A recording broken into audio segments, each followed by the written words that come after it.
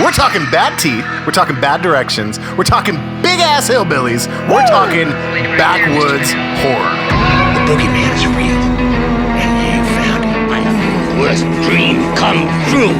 I'm everything. Don't you blame the movies. Movies don't create psychos. Movies make psychos more creative. I'm Chucky. Wanna play?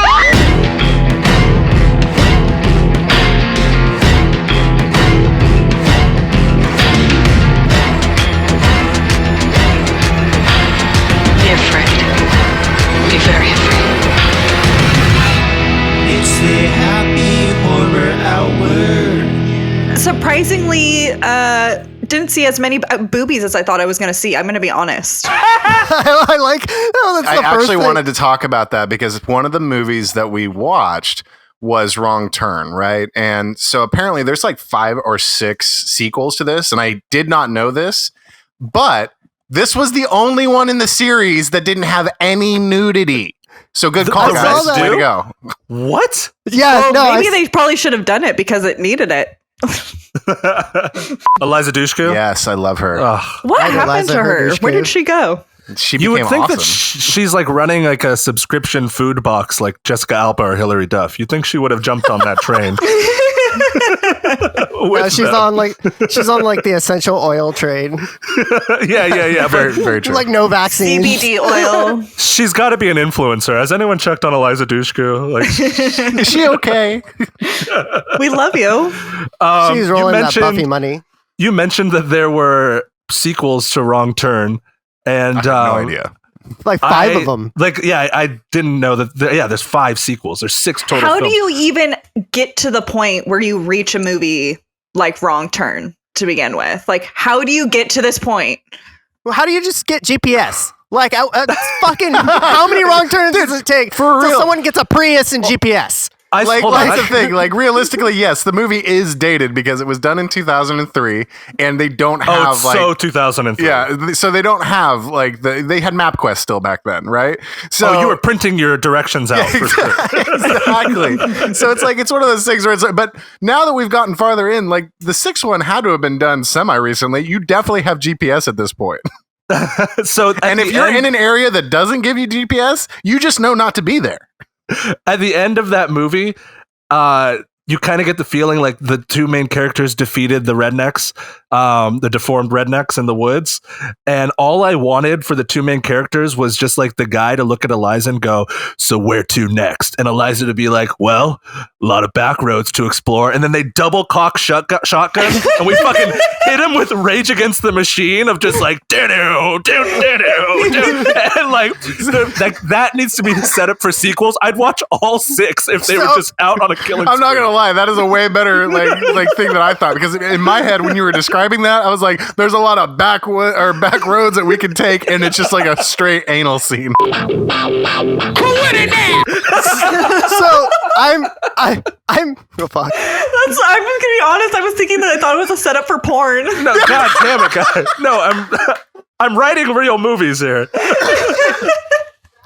Zach obviously picked up on the same thing as me, because I called this out like right at the beginning. Like, they're so confident. The 2 people that are like survive at the end, they're so confident from the beginning. They like look at each other and they're like, "Oh yeah, so you want to fuck after all these people died?" Like, they knew they were making it to the end of the movie. Like, they weren't scared at all. That is actually in my notes, and it's not necessarily with her, but I'm like, yo, this Chris guy is way too calm for me. Like, he literally he opens the fridge with like all this fucking like body parts and shit and doesn't flinch. I was Hold on, guys. This is the same character that double held arms on an axle of a truck under the truck, and he held on for fucking miles through backwoods roads. And that was something that I was thinking about too, because I was like, okay, every time I watch this movie, I think about this movie every time we go up to our property. Like, literally every time I'm like, oh, it's Wrong Turn. But in my head, when I saw that, I was like, dude, there is no way, because you've definitely, like, if you've ever gone off-roading or like in the back road, he would have been smashed. Oh my god. Like fucking 10 times over. I love if the truck pulled up and a body just falls from underneath it. It's like a mangled body just falls out. Wait, Here, you didn't even have to do back roads. If he drove on a regular fucking street in Oakland, he would be fucking murdered. For sure. Let alone a back road. Like, it takes one rock. One rock. You saw how reckless he was driving. He says that I love how he mentioned how that Mustang was like, dude, he mentions how that Mustang is like his prized possession, right? And he's been, that's his dream car. He's literally driving it like a reckless fucking asshole. I have to say, how did Scary Movie not pick up on that to where someone's like shaving their legs and like fucking texting or doing a crossword puzzle? He's doing so many things other than driving in that scene. Oh He's my like, God. looking behind him, getting a CD. I'm like, bro, pay attention to the fucking road. Like, what are you doing right now? So can we all agree that the two people in the beginning of the movie that stay behind are Matt and Gabby to get stoned and have sex in the woods? You know what was so interesting is like, so it looks like we're just jumping in a wrong turn, which is hilarious because it's so random, but it feels so natural. It does. This movie came out in the early 2000s, and so it's so hardcore early 2000s, like flip phones, CDs, cigarettes, and what you just talked about, Ben. I think it's so funny that the weed thing was like still a drug at this time. This is your brain on drugs. Right, exactly. Yes, You know? totally. Of all the movies that we watched this week, they are by far the least likable, I think, like Characters? protagonists. Yeah, for sure. Were the ones in Wrong Turn. They were so flat. They both looked like they didn't want to be there. Hold on. No. They were the least likable, and you watched Hills Have Eyes? I Guys, disagree, did you see dude. Bobby? I disagree. Did you see? No. Bobby did a fucking back handspring to introduce himself as a character, guys. The first thing he did was a back handspring. I'm really disappointed that I didn't watch Hills Have Eyes now. Dude, The Hills Have Eyes, that family was the best family of all the movies we watched. That family dynamic that they had was the best one. Yes. They were the smartest ones. They were the most innovative ones.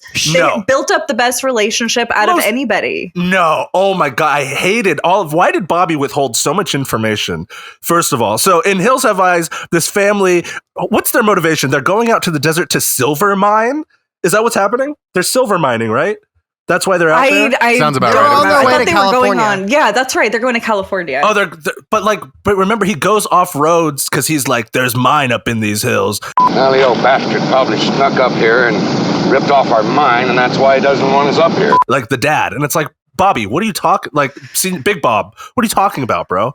What are you I even will talking say he is one of the biggest assholes, so it was kind of like great to, get him burned alive right out the gate. So imagery wise, and the only reason I even gave Hills Have Eyes my rating that I gave it, imagery wise, the cactus crucifixion was like, that's iconic. Okay, I get it. Like, I get it if you're watching that movie just to see that, because that's, when are you ever going to see someone crucified to a cactus on fire? That's insane. Is it just me, or is it getting crazier out there? You know what? You know who should be the final girl of this movie and who should really save the day? The family dog? What? So I was going to mention. What? Okay. So when that dog pushed the guy off the cliff, I looked at Gabby and I was like, that is not the first time the dog has killed a man. Like, that dog fucking has done it. And you know what does it say? That dog kills two people, right? It shares the fucking same amount of on-screen kills as the same amount of person. It is tied for on-screen kills. This movie could be about a fucking family struggling in the desert that gets attacked by a dog that has a thirst for fucking blood. Guys, that fucking dad that went to go out and get his baby in the caves, he looked at the dog and said, "You know what you have to do." Like, he told the dog instructions, and the dog fucking listened and went back and bit that guy's neck. I'm out. Like, what is this, fucking Beethoven? What the fuck is it? That was out. It was great, dude. I loved it. So you want to talk about great family dynamic? I'm talking about the family in Texas Chainsaw Massacre. Okay, that's a great family dynamic. Bro, get out. No, that's dude. They all trust each other. They love each other. They eat together. They kill together. They set up great furniture. Who does all that great furniture like working in the house? Oh, it was amazing. It was beautiful. Right? It was amazing. Fucking skulls and fingers and all kinds of shit. Like, it was awesome. So what got you into carpentering? Carpentry? I guess I'd have to say Jesus. Watching the original Texas Chainsaw Massacre, you realize the first rule in any horror movie, right? It's don't pick up hitchhikers. Plain and simple. Yeah. Like, you just don't fucking do it. And it's funny because I think Zach and I agree. The hitchhiker could totally be played by James Franco. Thanks, James Franco. You got it. Oh my God, that's my so God. funny. We had the same note there. It just like immediate James Franco creeper vibes. For sure. And I love James Franco, but then he did that weird thing where he might have, been with a minor in New York, but it was legal. I don't know. That's for another podcast. Yeah. He's like slept with a 17 or 16-year-old girl in New York and then posted it on his Instagram. But it was legal because that was the age of consent, and it was said that it was just a publicity stunt, so that way he could promote his film Palo Alto, where he's like a soccer coach that sleeps with a high school student. And that film's actually directed by Gia Coppola, who's Sofia Coppola's cousin. And Sofia Coppola is my favorite director, and I win 6 Degrees of Separation. Boom. Damn, that was sometimes crazy. we talk about other movies. I'm gonna say, about other like, movies. with the amount of information there, Zach, you get a point. That was pretty insane. Do I get first Yeah, I will confirm a point just because the rambling, like, fucking straight through, like, it's like he prepared that speech. So For I'll real. give him a point. No regard for the horror podcast. I'm Yeah. saying this random shit. You know what? Fuck it. I'll give him a point for just, like, the sheer amount of knowledge. I'm going to he write just that dropped. down. Gabby, do you confirm point? Oh, for connecting James Franco's pedophilia to that, sure. Actually, you know what? We're setting the bar high, guys. We're doing good. Yeah, actually, you know what? I retract it. No, Shit. you can't retract. It's already been given. Fuck. And I wrote it down on the paper. Point for Zach. Well, they are arbitrary, so I guess. That is So true. speaking of arbitrary, we did just randomly start in on Wrong Turn, but I think that the granddaddy of all backwoods horror films has to be Texas Chainsaw Massacre. For sure. This film came out in 1974, and it introduced America into how terrifying these, and most of it's probably in our head, but these backwoods type families that I'm not here to say if they exist or not. I'm here to just say what we saw in the movie, right?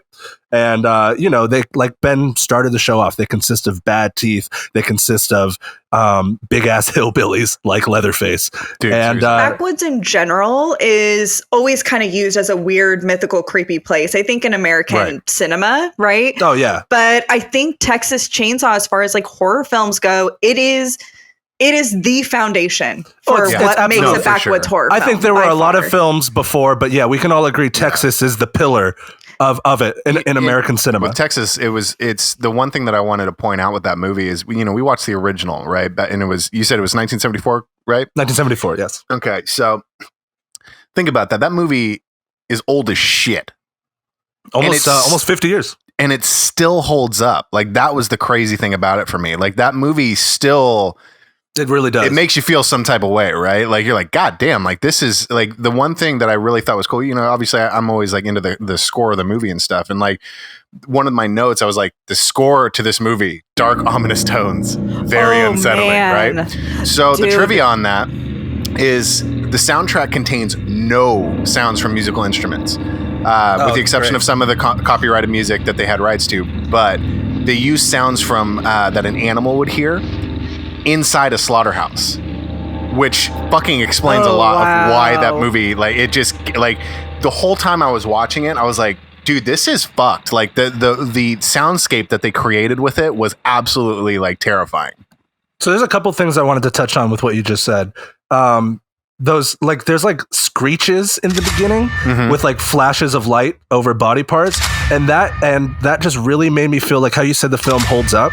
That made me feel like I was watching David Fincher's Seven. Like, did anyone else kind of? Yeah, totally. Yeah, definitely. Like, Like the intro to Seven, like those. It could totally be like a modern Fincher film. Like, it's just so like scattered and dark. And then what you were saying about like hearing noises in an animal slaughter, was this film like vegan or vegetarian propaganda?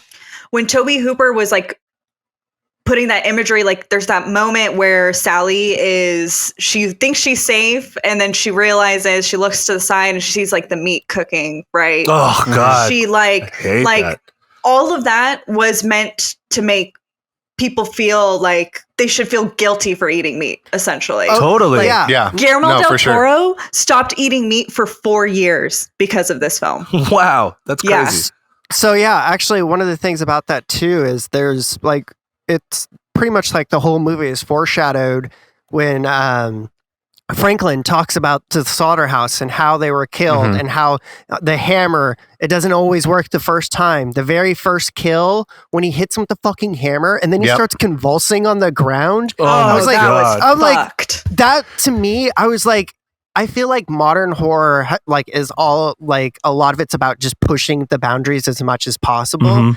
And something like having someone convulse like that is something that I would pick like out of something more modern trying to disturb you. That's not something I'm expecting from something from the fucking 70s. You know, what I actually also really liked about the kills in Texas Chainsaw, this movie is not gory. Not at all. It's quick and violent, yet for sure. But it's very like when the kills are done, it's very like boom, boom, boom. It's so fucking real. So what they did, and I actually read a little bit about this, the director was actually trying to get a PG-13 rating. And what was happening, so what they did was they would film most of the kills and things like that off screen, which actually kind of makes it more unsettling, which is pretty fucking crazy. Dude, that meat hook scene, you do not see that hook actually go into her, but it's still just the implication. It makes you freaking cringe. Okay, so this is another thing that I noticed. Like, I don't know that they had a fake chainsaw.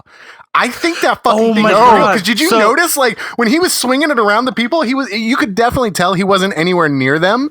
But I'm like, yo, I think that thing is real. When the final girl is kind of like running from him with the chainsaw, you can see in her eyes and her face, she looks physically exhausted, like in real life. Like you can really feel her terror. And I think any human would feel terror being chased like that, if it's on a set or not. Like no matter what setting it is, that's just fucking terrifying. Like, so the actress that played her, that plays Sally, she actually took a few physical hits, like, because they wanted it to be so real. She really was screaming her ass off, and literally you can tell. they were in the heat. They had like super long record. I mean, they were like filming. It was like 110 degrees in Texas in the summertime. Oh yeah, so like, I think you could feel that, dude. You could totally see that. Absolutely. And to what Matt was saying with like the reality of that guy getting hit on the head and convulsing, this film really does bring that reality from the first frame, because with that opening crawl, it makes you question, like, is this real or not? Same with like Blair Witch or Paranormal Activity. You're immediately like, wait, did this happen? Or like, am I watching footage I shouldn't be seeing? Like almost like a snuff film. And especially in 74, like audiences must have been terrified. And to this day in 2020, I was still fucking scared today. So overall, Texas Chainsaw Massacre, like fucking great film. So if you're listening, haven't watched it, go watch it. It's on Shudder. Can we just talk about the fact that this bitch jumped out of a fucking 2-story window without even thinking? Dude, I was like, yo, that is how you survive her, girl. Like, that is fucking so sick. So she's easy the final girl of the week for me. Yeah. For sure. The one I appreciate about that, and I'm sure everyone else saw that in the trivia somewhere, is that she jumps out of more windows than people get killed with chainsaws. So you should really be calling it the Texas Jump Out of Windows Marathon. So it's funny. That's just funny that you say that, because when she jumped out of the window the second time, I was like, okay, maybe they're starting to overuse this a little. Gabby, what you were saying about the villains in Hills, I literally had a note that said, wow, this villain really enjoys monologuing. You sly dog! You got me monologuing! I can't believe it. And it's just it was so bad. It just takes you out of it. And then as far as like character development, out of all the movies we watched this week, and to the audience listening, we did a lot of research and watched as many Backwoods horrors movies as we could in this week's time. I'm ashamed, but actually. out of all of them, Texas was the only one that felt like, and for me, and you know, this is just my opinion, but it was the only one that felt like it gave the characters a chance to not be dumb. Does that make sense? Yeah. So like every other movie, like let the main characters be so stupid with their decisions. Whereas Texas, it's like they're barely even making decisions and they're getting killed like immediately. Although I argue one thing I actually really liked about Hills was, yes, there's the inevitable stupidness in the beginning, and I tried to look up this trope. You know how in horror movies there's always those, there's the booby trap, right? Setup where like for example, It Follows, right? When everybody's putting the girls in the pool, they're throwing all the electronics in the pool, trying to trap the thing, right? Like a mousetrap. Yeah. What I liked about The Hills Have Eyes was like there was that use of that. They had this moment where they like had the door, there was matches on the bottom of the door, and they did the thing. And I was trying to see where that kind of that trope originates and where that comes from. Yeah. And I've seen it done millions of times since that movie has been done. So I don't know if it is kind of like one of those movies that created that. I literally have a note that says, what is this strange mousetrap Home Alone type ending? Keep the change, you filthy animal. I was just so like, are you fucking kidding me? Like after all this, he knows exactly how to set up like this fucking car wheel to a rope to the door to matches to the gas leak. Dude, like a Kevin McAllister I liked over here. it. I liked it. There's like nothing grounded in reality there. Whereas like Texas Chainsaw, she runs out. Dude gets hit by a bus and she just hops in the first car. Like she didn't set up some crazy mousetrap in 20 minutes for Leatherface to fall into. I don't know. It drove me nuts. For me as a female, like watching a horror film, the revenge is my favorite part. Sure. So I think those moments for me are my favorite, especially when that girl, what she went through in The Hills Have Eyes, the fact that she got freaking raped, and then you see her finally get herself together and help out and like make this like trap happen. And she did the rattlesnake kill, right? She did the rattlesnake kill? That's no. You're Ruby. thinking of Ruby. That's the like I'm talking about the sister that got raped in the trailer. Oh, okay. From the family. So it's her and Bobby. Bobby sucks. Right. We know this. But God, Bobby for her sucks. to like get up and she like pulled herself together in the end. And the fact that trap succeeded was so like. I would totally agree with you if that whole ending was like just her and Bobby was dead. Does that make sense? Like if the filmmaker allowed her to be sure. The strength, because Bobby does nothing for me. I feel like Zach would have rated this movie a lot better if Bobby died. Guys, like I just want they had to do it. I want the audience to be clear. You're introduced to this character by him doing a back handspring, and then he witnesses the first death of the whole film, and he fucking doesn't say anything. Aren't you even gonna ask how I am? Oh, get out of my life, Bobby. It's just a horrible character. Here, let me one up you. Sally. Okay. Sally. Yeah, dude. Sally. I have a note that says, "Why is he spitting so much? This is too much spitting." Well, he was supposed Franklin to be is an the invalid. worst fucking character ever. Okay. So let's let the audience know. There's a character who's in a wheelchair who is in Texas Chainsaw Massacre, and he kind of is used for comic relief in the beginning, right? Yeah, the comically bad editing of his wheelchair fall. That made me, I was like, I laughed for all the, like, I felt bad, right? I'm laughing at a handicapped person falling out of a fucking chair. I was laughing at the editing, not at the handicapped person falling. I was writing a note, like live watching the film, writing notes, and I wrote a note that said, in this moment, it feels like Franklin may be setting them up. He used to live here, and he told them directions to a water source that's never seen. So, like, for a moment, I thought he was this really dynamic character. And then, guys, right after that, he goes and they're going with the flashlight. Right after that, I wrote this note that says, Franklin is definitely not in on it. Fatality. No, all right, so here's my notes, and I will show you a picture. He just gets murdered to shit. Honestly, his is probably the So most gruesome satisfying. out of all of them. His is really scary. That one scared me. Gabby can confirm this story because I showed it to her as we were watching the movie. So I was writing it down because after the whole flashlight affair, I wrote, Franklin really needs to. And then he gets chainsawed. No way. And I was like, Jesus fucking Christ. I wrote OMG. I put ... OMG. Oh my God. As I was writing it, and I have my headphones loud. So I'm like looking down. And then it's like, Franklin needs to So, Texas Chainsaw Massacre was released in 1974 and something that we all regard as a pillar for backwoods horror. But there was a huge American film that came out in 1972 that kind of already alludes to how scary it can be to get lost in the woods and maybe run into some unfriendly rednecks. This film I'm talking about is called Deliverance. Stars Burt Reynolds, John Voight. It's like an American staple, a movie that Matt and Gabby did not watch this week, but they're very aware of. So I know Ben has seen it. I think I was the only one to watch it the most recently, and I just wanted to touch on it, not really deep dive into it, but I wanted to touch on it because it is important to just, I don't know, being scared of going out into the woods and stumbling upon some fucking hillbillies. And in that film, the biggest horror scene, the most horrific part of it is these men that are on a canoe trip run into some hillbillies who end up putting gunpoint on them and then raping them in the woods. And I don't know, that I think there's a lot of layers to unpack there as far as like insecure men, toxic masculinity, and like for once in a film, the man being penetrated. I think that was so big for movies. Which you really don't see, like even in horror films, like not men's death. Like one thing that we saw a lot is like a lot of men's death throughout these movies are pretty quick and they're very like they're almost painless for the man. Yeah. Versus and then the women, they're gruesome for the women. Yeah, women get fucking brutalized.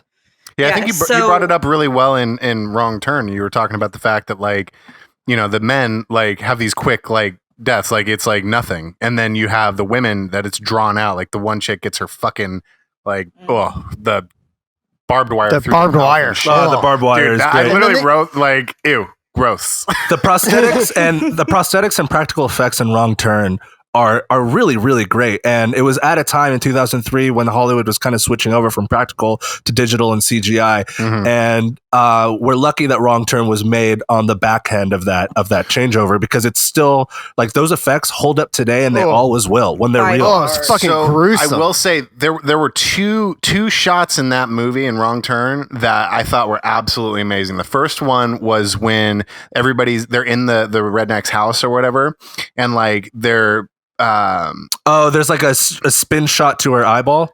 Yes. So you have the two people that are underneath the couch or whatever. They're hiding under the couch, and then there's two others that are inside this like bathroom.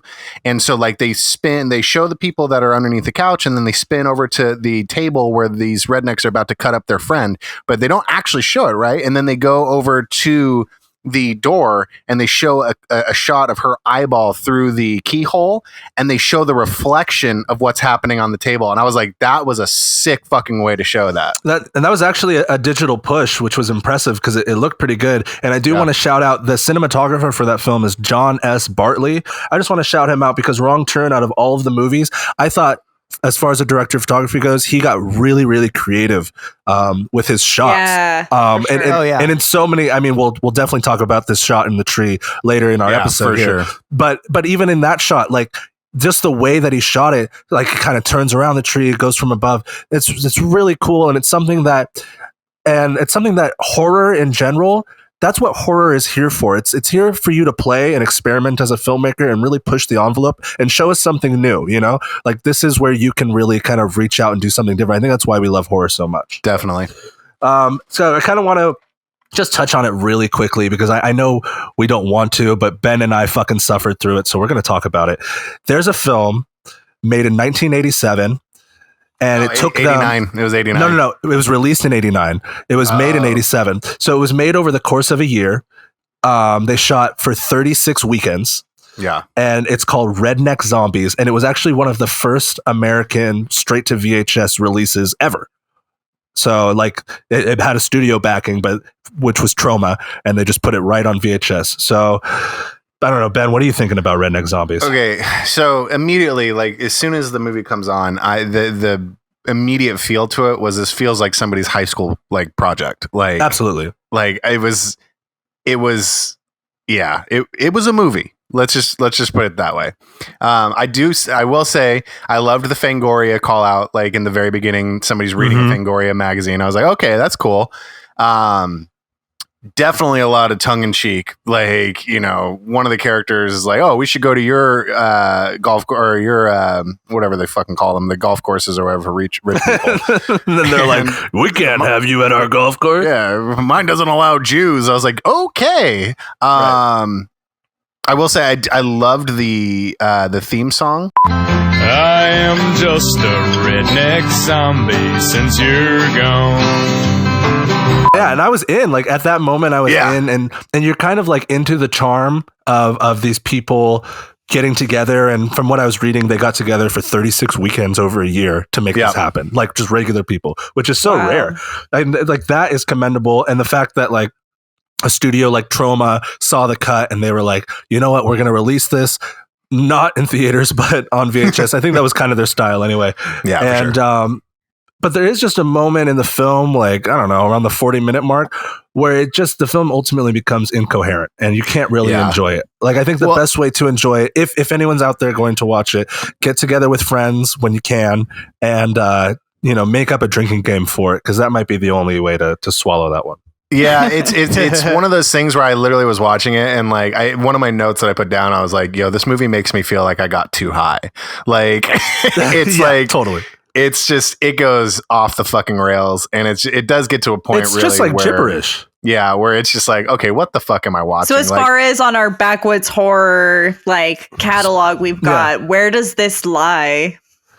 Oh, like in everything that we watched, I think, you know, bottom of the fucking barrel. No. We know what bottom of the barrel is, Wes Craven. I know what you made in 1977. You really don't like Hills Have Eyes. I don't know what it was. And you know what's crazy is I watched Wrong Turn right after Hills Have Eyes, which might have influenced my rating on Wrong Turn, because I was so stoked to be watching something that wasn't Hills Have Eyes. I mean, guys, the dog is the savior in Hills Have Eyes. What kind of movie is that? And give me more of the dog in the first two acts. The dog's not the savior. The dog's the killer. Yeah, I was gonna say the whole thing that this dog has done this before. I want to wrap up. I want to wrap up what Gabby was saying. Where does it fall in Backwoods horror? I think it's important in the lineage of Backwoods horror, because it's something that a studio wasn't out like looking for to jump on a trend. It was something that like people like us loved.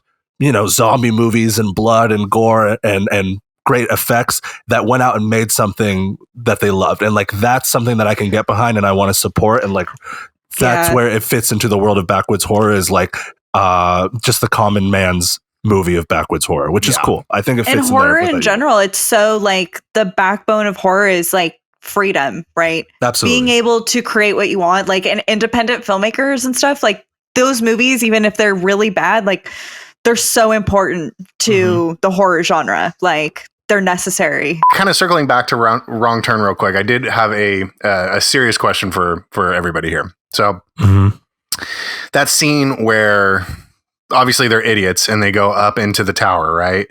And the fucking rednecks like light it on fire, which is genius on their behalf. Like, don't get me wrong. Like, that was smoke them out, baby. Yep. So my question is this.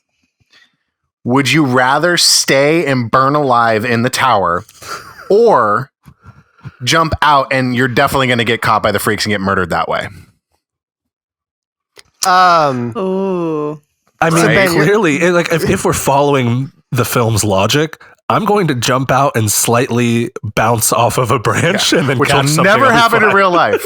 I'm like, when I watched that, like when Eliza Dushku like lands on it and then like rolls over, I was like, all of her ribs are broken. Like, her ribs are in her lung.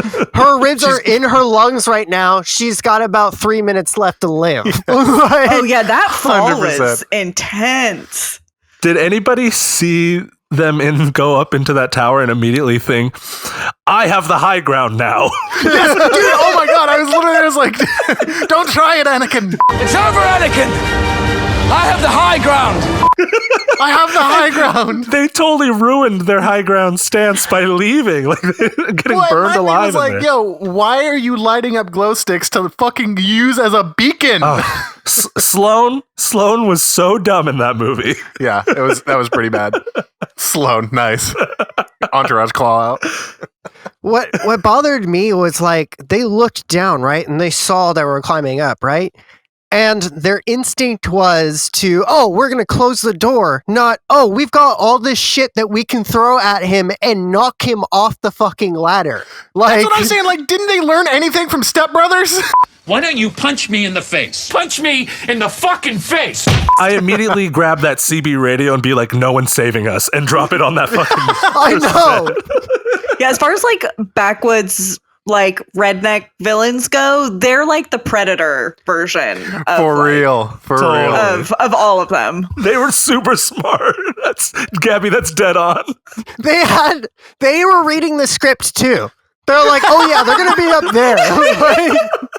Like the rednecks and those two people got the script and they're just like... They didn't seem inconvenienced at any moment. They were ready for everything that they did. So Tucker and Dale vs. Evil came out in 2010, and it's kind of at the back end of our Backwoods horror research, being like one of the most recent films.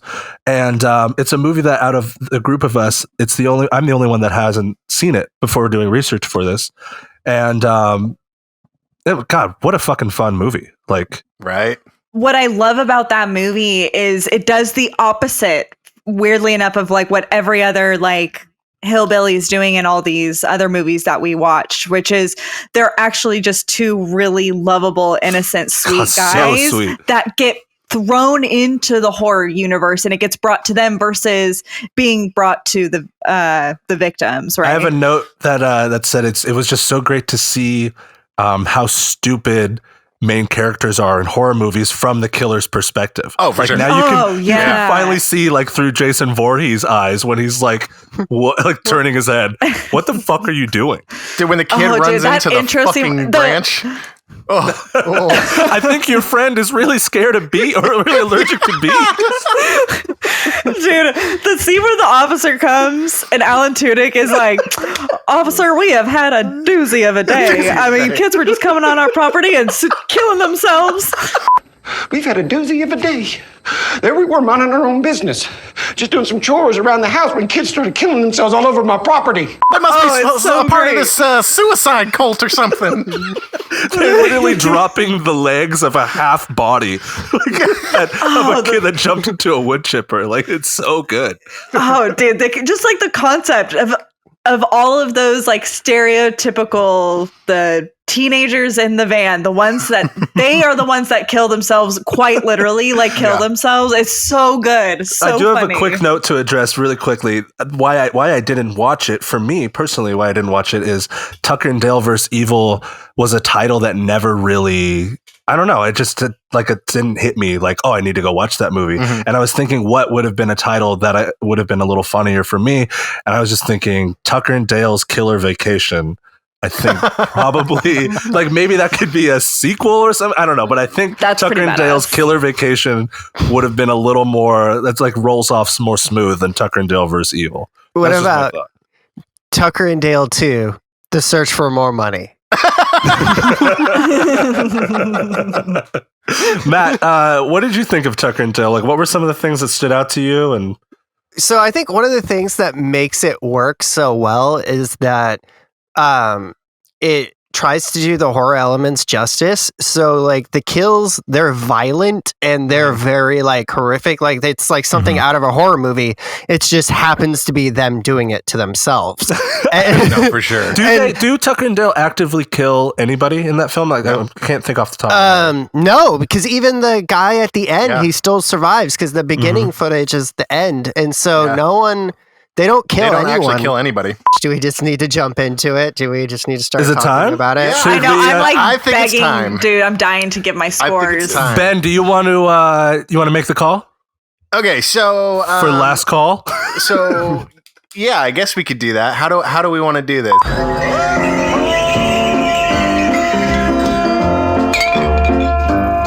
This is the last call for alcohol this evening. Drink up. All right, everybody. Lights are on. It's last call. We are going to be going over our Netflix ratings for all the movies that we watched. Unfortunately, Zach's the only one that watched all 6, so we're not going to have ratings on all of them. But I think this will be fun. So we're going to start with that. I know who I want to take me home. That's usually what plays for last call. That is true. Yeah, last call. Matt, I think you do a really good job of like kind of like explaining what the Netflix score is. So why don't you go ahead and explain it since this is our first episode? Of course. So the way Netflix score works, it's a 5-star scale. This is actually the old Netflix rating. Now it's just thumbs up, thumbs down. I actually prefer the 5-star model. So for those of you that don't remember, a 5-star means I loved it. A 4-star means I really liked it. A 3-star means I liked it. A 2-star means I didn't like it. And a 1-star means I fucking hated it.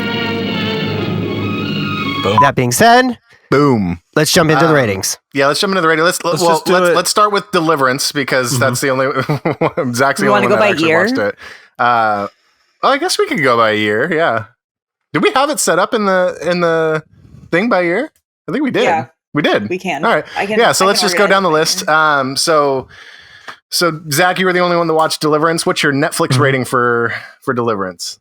3 stars. 3 stars because solidly it's a great film, and it kind of starts off like this adventure, like man's trip adventure film, and then it takes that wild left turn of like, let's rape this dude. Which is fine. Like, it didn't lose 2 stars because of the dude rape. Why I didn't give it some more stars is solely because the film drags, much like my review right now. It just kind of drags.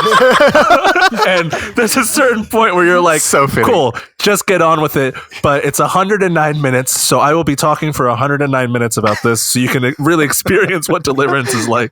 No, 3 stars. That's what solid. That was good. Solid. All right, so why don't you go and do the next one too, and then we'll I guess work our way backwards, right? So for Texas Chainsaw Massacre, out of everything that we watched this week, that's my only 5-star.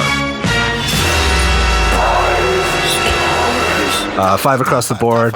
And if you've seen it, you know exactly what I'm talking about. And if you haven't seen it, hopefully we did a good enough job describing in this podcast what makes it so worthy of that. Because it's really just all of it down from the acting to the cinematography to the storyline. I mean, I could go on and on, but it's a 5-star film. Dope. Yeah, I gave it 4. For me, pacing was a little bit of a problem for me for a brief moment there. Particularly it's like the screaming scene, and I know that's the point and it's supposed to be super impactful, and having Sally screaming for so long and being chased for so long, but it just kind of got to a point where it feels a little torturous. So that's the only thing that kind of really makes me lose. And I think the biggest point about what Matt made about our Netflix scores is when you're rating it higher, it's going to start recommending more films in that vein for you to watch. And I think that's so fair for you to drop it a star, because maybe Gabby doesn't want to watch fucking more films where a girl's just being chased by a chainsaw and screaming for 10 minutes. You know? Good and point. Like, and that's totally fair. You know, and like the only reason I gave it the full 5 was I just think it's a masterclass in filmmaking, and like I want to watch more films like that. But but definitely that movie, with that scene specifically, I totally agree. For sure. That I literally agree with Gabby on that. It's really, it comes down to the endless screaming and Franklin as a character. Just Franklin prevents it from being a for you to not like. Isn't that nice of them? Like they gave you a character to not like. No, but like the scene, it was so grating, like the scene with like the flashlight, that it took me out of the movie. Yeah.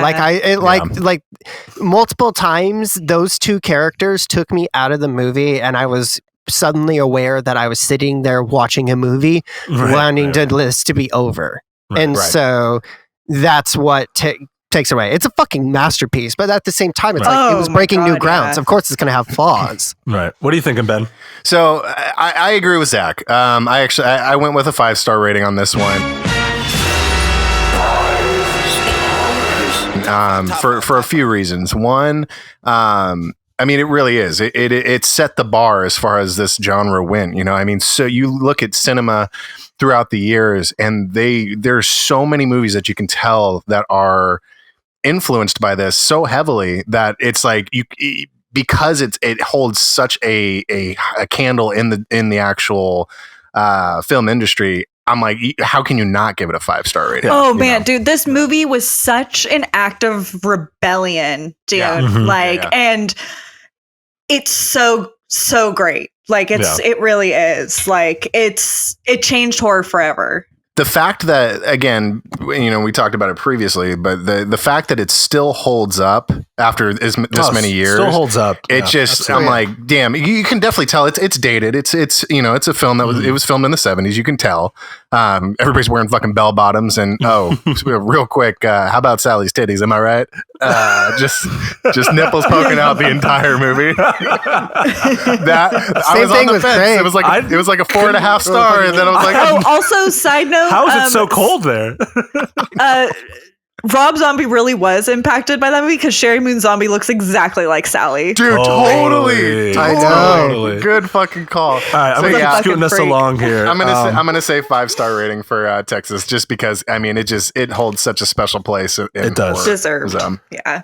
Hills Have Eyes. I want Matt and Gabby to start this one up. Yeah, me too, because I'm really curious about your rating. Let's just start counting it down. Let's let Gabby start. I was gonna say we'll count down. Yeah. I've attempted to defend this movie, and it's not. I went really back and forth on 3 like a 2 stars. I gave it. No, I went back and forth on a 2 or 3. I didn't.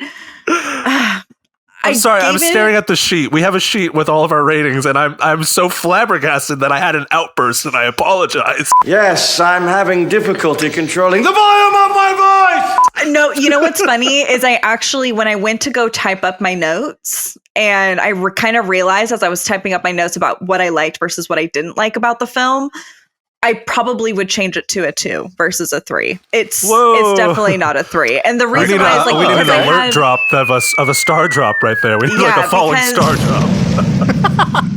The hillbillies, honestly, in this movie are absolutely unbearable. Like the storyline for it, it's so unnecessary. And Matt and I discussed this as like the remake literally is a better version of this movie. They took everything that was wrong with the original and made it a million times better. But I think they were the best family that we saw of all the movies. And I really liked that. And I also, again, the use of the booby traps, like I love that shit. And I thought that was cool. And we hadn't seen that yet in this genre. And I thought that was really nice. I love hearing your perspective on it, Gabby. I really do it because it's something like I never watched that and thought like, wow, what a great family. I'm just watching it and I'm like, what the fuck? You know, like, God damn it, Bobby. Bobby needs to fucking die. Aren't you even going to ask how I am? Oh, get out of my life, Bobby. Matt, go ahead. Give us why are you at where you at? Hills Have Eyes I gave 2. Everything that Gabby said, what summed it up for me perfectly was I couldn't give it a 1 star because it gave me the remake. So I gave it a 2 star for okay, for sure. You exist to give me a better version of this film. So I can't say I hated it because, it's the DNA for a movie that, we'll see the Netflix rating on another episode. Same. I agree with Matt. Like, I actually really enjoyed the Hills Have Eyes remake. The Hills Have Eyes remake is terrifying. Zach and I saw that in theaters together. Yeah. I don't remember it. I know we saw it together, Matt. We probably snuck in at Century Folsom like little shit.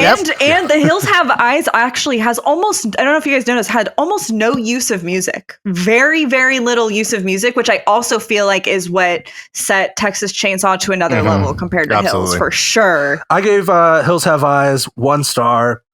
I've been bitching about it the whole podcast, so I won't dive into it too much here.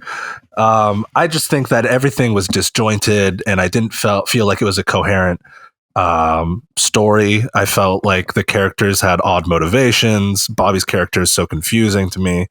Blah, blah, blah, blah, blah. This is, ultimately, I just didn't like it, and I'm following the Netflix rating of like, would I want to see other movies like this? Fuck no. 1 star. Don't give me any more movies like this. The only thing that I loved about it is that the dog did save everybody, but then at that point, just give me the whole movie from the dog's perspective. And like, I was going to say, it's called Cujo. That's what it's called. I'm going to quickly dive into Redneck Zombies because we only have 2 ratings for that, and it's from Ben and I, and it looks like our ratings are the same. So Ben, why don't you take that? It's both 1. I hated it. Our next film that we want to dive into for Netflix scores is Wrong Turn. And I'm looking at scores right now. Let's start with Ben. Ben, where are you at? So, all right. So for Wrong Turn, it was one of those things where, I remember watching it when I was, a teenager in high school. And I remember like really liking it. And it was one of those things where I was like, I wanted to like it more going back and watching it, but it was one of those things where I couldn't full on give it a 3-star, but I didn't think it really deserved a 2-star either. But because we can't do the half star, I was like, I was leaning more towards didn't like it. So I gave it a 2-star, although after your little monologue on it, it almost changed my mind, but I think I'm going to leave mine a 2-star. Staying at 2. All right, Gabby. Yeah, I originally actually had it at 2 stars, but I kind of agree with Zach in the sense that I kind of want to round it up to a 3 because a 2-star doesn't seem fair. I was going back and forth when I was deciding on whether to do 2-star or 3-star like yesterday. And I was like, I'm going to sleep on it and I'm still going to decide. And now I'm starting to think 3 now. I'm regretting my 2-star because it's like, if I saw it on Netflix, I would want to rate it 3 stars because I would want to see more movies like this. Totally. So giving it a 2-star. I wouldn't want that to mess with my algorithm. I'm down for more movies like that, honestly. So it wasn't perfect, but I'm going to follow you up, Gabby, and I'll let Matt go after me.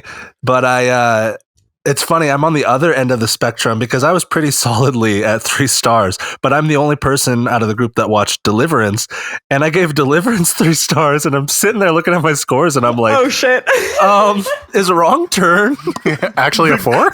is Wrong Turn as good as Deliverance? Like, do I respect them in the same category of filmmaking? But I think though, entertainment value is easily a star point. Yeah, entertainment value earns star points, and you can lose star points for lack of entertainment value. Totally. So, and I was very entertained, and I'm the only one out of the group that did give Wrong Turn 3 stars, and I really think the extra star boost came from me because I watched it literally back to back after Hills Have Eyes, and it was just so refreshing to watch something that was like, I don't know, fun to watch and slightly more coherent. But that's where I was at. Matt, what are your thoughts on Wrong Turn?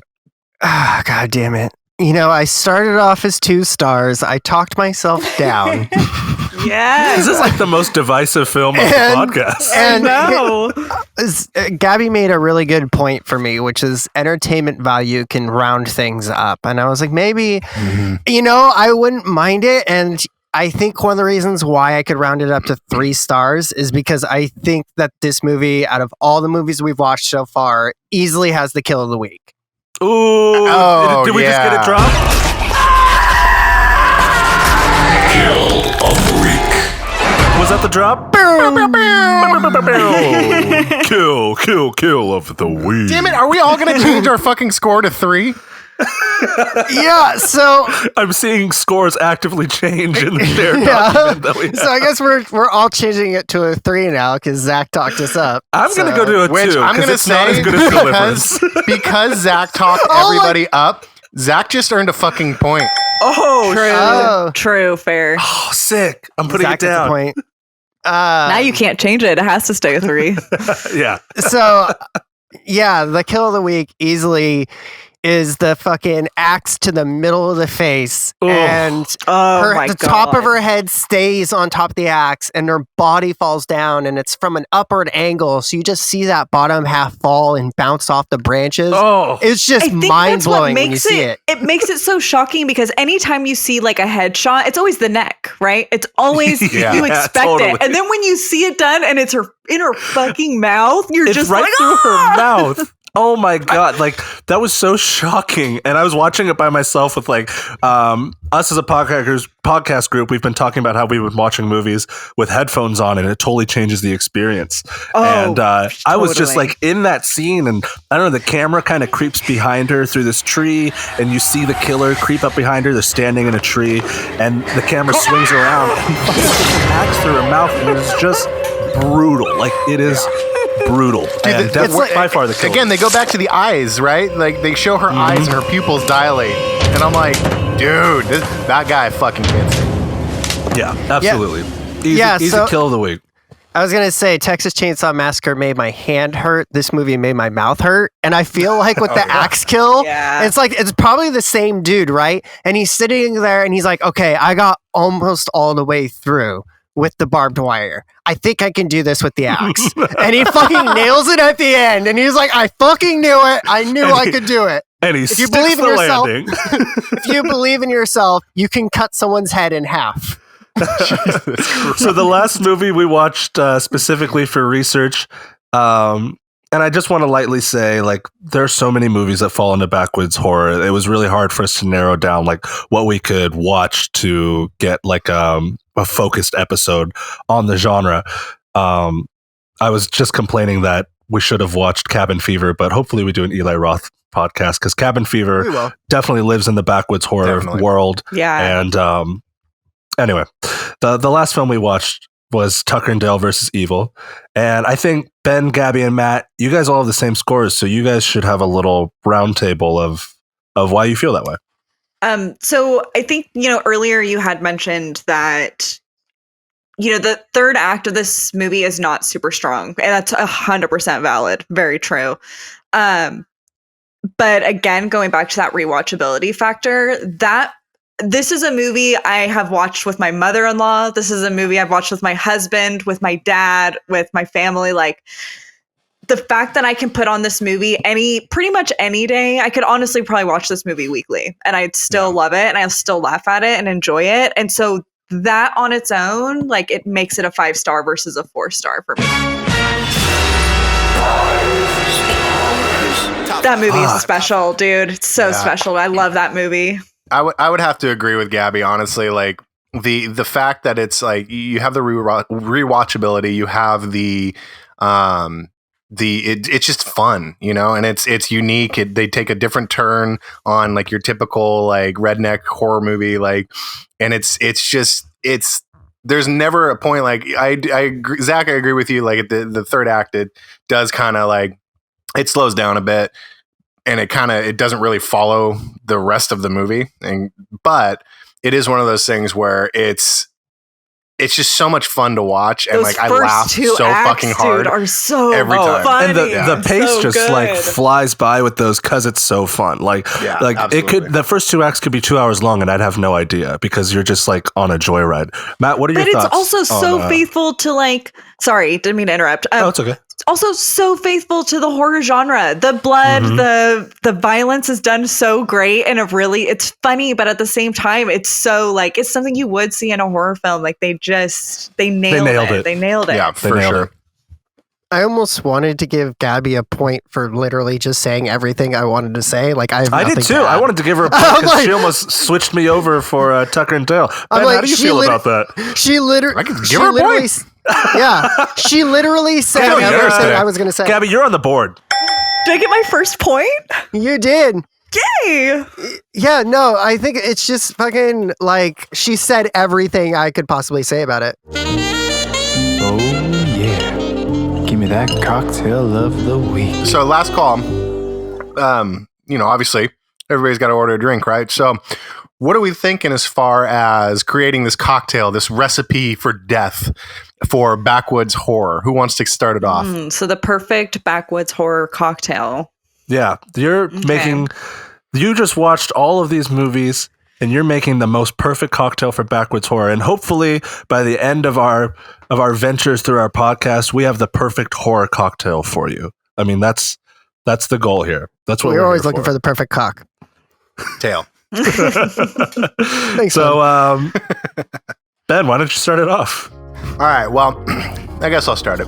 So my thoughts are: it's 1 part gas station harbinger. It's 1 part college teens looking for a good time. It's 2 parts crazy cannibalistic rednecks shaken and served in a stem glass with a severed finger garnish. Ooh. That is what makes a Backwoods horror martini.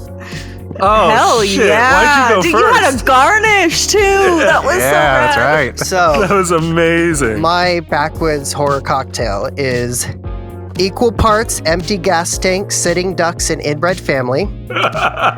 2 parts windows jump through and canine kills. A dash of bad dentistry, and garnish with fuck me eyes from the survivors that read the script. We need to listen back to this and write down our recipes because I just want to see them written down. That's great. So I've got a handful of Harbinger teeth, no less than 3, no more than 8, 2 ounces of gasoline, just enough, not enough to get you where you need to go, but enough. A rusty tool. Power tools are best, preferred. And while you make the cocktail, it is essential to set the atmosphere, which means you need to make sure you have really horrific news playing in the background describing everything that's going on. That's gonna pepper the cocktail for you. That's fucking great. Fuck, That is guys. fucking awesome. We saved the weakest for last. No. Trust me. You said you were going to piss us all off. I was going to say, Zach had that sticky poop confidence. No, this is bad. So it's short. It's short. You need to do 3 ounces of gin Jovitis on the rocks with get out with a decayed tooth garnish. That's it. Fuck you. Oh, shit. Gin God damn Jovitis. Decayed tooth garnish. Jovitis. That's a Backwoods cocktail, baby. You know what? I feel like we should. True. I feel like we should edit out all of ours and just do yours. All right, so you guys know the voting system here. Of who's going to take the points from this for our arbitrary point system. And my vote goes to Ben. That was great. That was a great lead off. I think it was really confident, and it was all around a good cocktail. Thank you. I'm gonna have to also say Ben. Yeah, that was the garnish, dude. The garnish got me. Yeah, the garnish got me. Honestly, I think for me, like, I was going back and forth between Gabby and Matt. Like, fucking the way, like, Matt's delivery, but then Gabby's like the fucking. You gotta set the mood while you're making your drink in a horrific fucking news. I was dying. You gotta pick one. It matters. I'm gonna give it to Matt. Unfortunately, yeah. I think Matt's drink made more sense for me. But I really did like the fucking by default. Ben just won the cocktail contest because Matt can't pick himself. Yeah, no. But I was who would you say, vote for, Matt?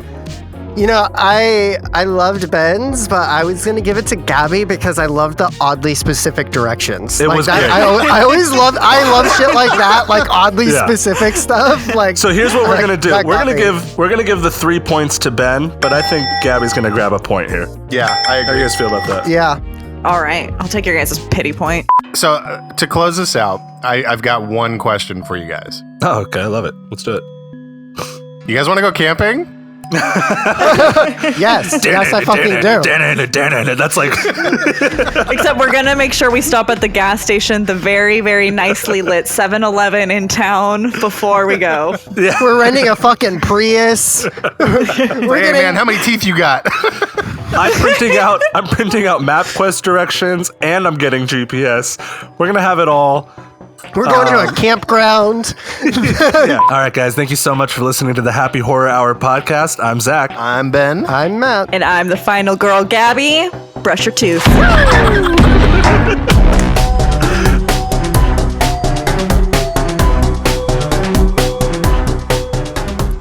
There's 0 score in that, which is like stomach turning because it forces you just as an hear audience meat member packing. to just. Oh my god! Just hold on. Slapping Was that cheeks. Ben? Yes. Yeah. Point for Ben. Okay, point for Ben. Point for Ben. Confirmed. Gabby confirmed. Okay, confirmed. Point Yes. for Ben.